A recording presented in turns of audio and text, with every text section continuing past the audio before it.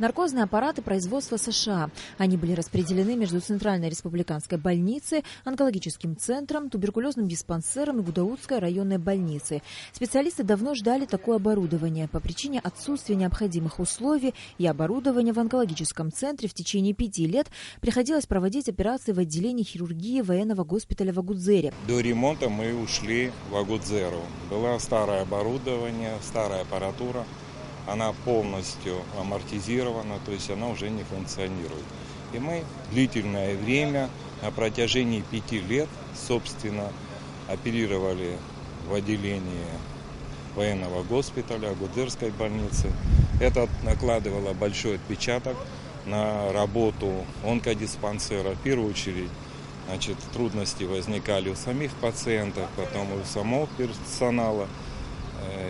Для нас это большая радость, да, без которого до сегодняшнего дня операции на базе не проводились. Когда есть на самом деле шикарные операционные, где можно проводить большую работу хирургическую. Сегодня мы этому очень рады. Рад я, рад весь коллектив. Для нас это большое событие. Мы этого долго ждали.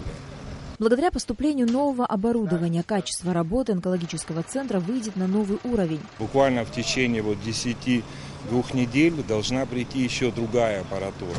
То есть процесс оснащения больницы, онкологической больницы, происходит. Аппаратура, которая в ближайшее время сейчас должна в течение 2 недель поступить, на самом деле, это благодаря правительству, которое поняло нас, это исследовательского уровня. То есть это выводит и лечение наших пациентов, и обследование.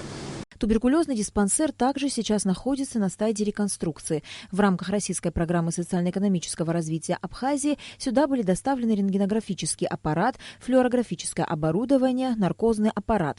Осталось оснастить операционный блок спецосвещением, которое тоже поступит в республику в течение недели.